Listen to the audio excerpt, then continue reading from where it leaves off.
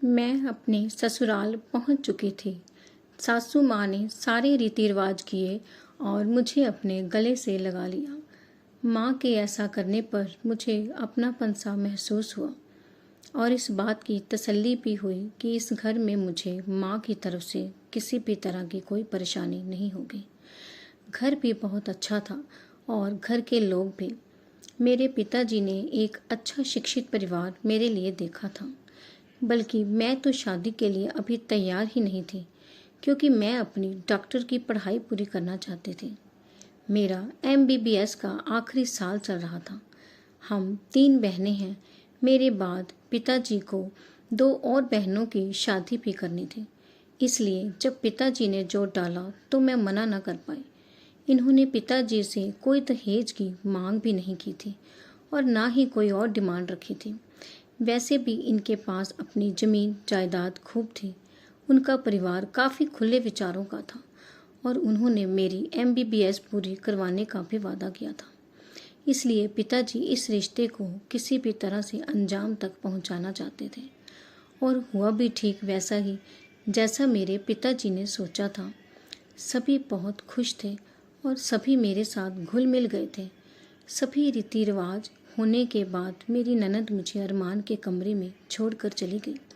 अरमान का कमरा काफ़ी खुला डुला था और सुख सुविधा की हर मौजूद वस्तु इनके खानदानी होने का सबूत दे रही थी। मैं मन ही मन में सोच रही थी कि जैसा परिवार मैंने चाहा था वैसा ही मुझे मिला है। वहीं मेरी नज़र अरमान की तस्वीर पर पड़ी। ये वही तस्वीर थी जो इन्होंने रिश्ते के वक्त हमारे घर भिजवाई थी। तब मैं घर वालों से नज़र बचाकर बार बार इस तस्वीर को देखा करती थी। इतने में किसी के खांसने की आवाज़ आई।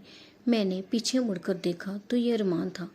वो धीरे से मेरे पास आकर बैठ गया और कहने लगा, देख लो, मैं वही फ़ोटो वाला ही हूँ क्या? ये सुनकर मैं शर्मा गई।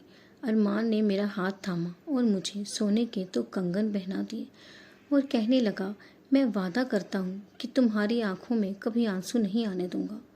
अरमान ने हाथ थामा तो मेरे हाथ कांपने लगे। उसने मुझे दिलासा देते हुए कहा, घबराओ मत, हम अपने रिश्ते को बड़ी ही समझ के साथ आगे बढ़ाएंगे। तुम्हें किसी भी तरह से घबराने की ज़रूरत नहीं है। उसकी ऐसा कहते ही मेरा मन बिल्कुल हल्का हो गया और हम आराम से सो गए। अरमान की इज्जत अब मेरी नज़रों में और भी ज़्यादा हो गई थी। मैं सुबह उससे पहले जग गई और बाथरूम में नहाने चली गई। नहाकर वापस आई तो देखा अरमान कमरे में नहीं था।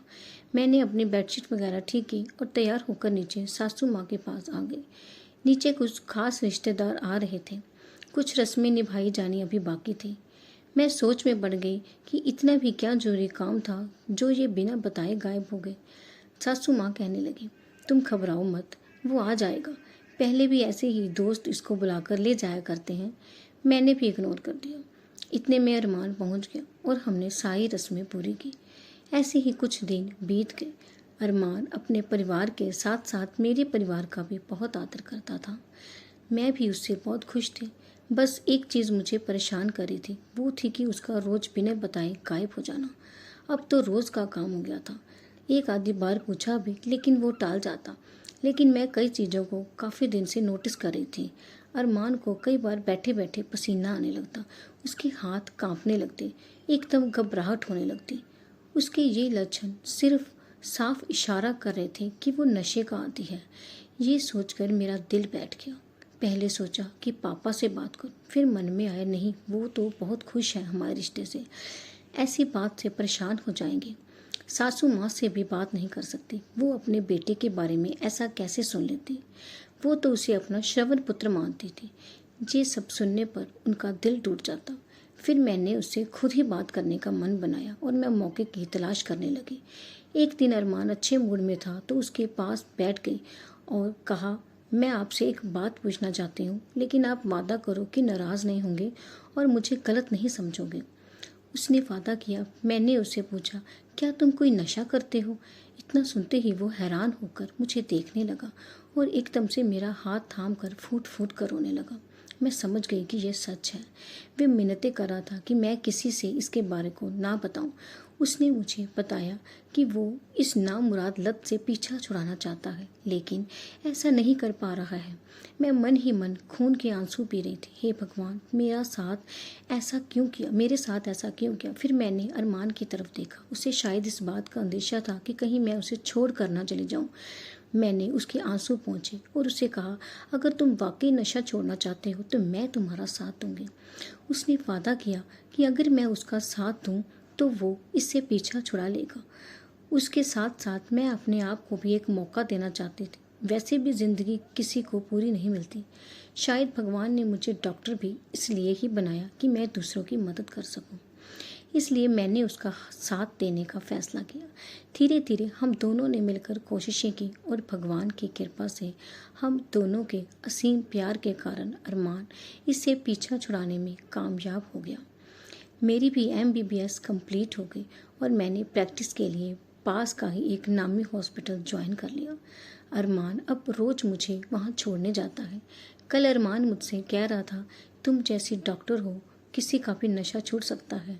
मैंने कहा, आगे कोई नशेड़ी भी तुम्हारे जैसा पक्के इरादे वाला होना चाहिए। ऐसा कहते ही हम दोनों खिलखिलाकर हंस पड़े। दोस्तों, आप मुझे कमेंट में बताएं कि आपको ये कहानी कैसी लगेगी, और अगर चैनल में आप पहली बार आए हैं तो प्लीज़ सब्सक्राइब कर देना, ताकि ऐसी ही अच्छी अच्छी कहानियाँ आप तक समय पर पहुँचा सकें। आपका बहुत बहुत शुक्रिया।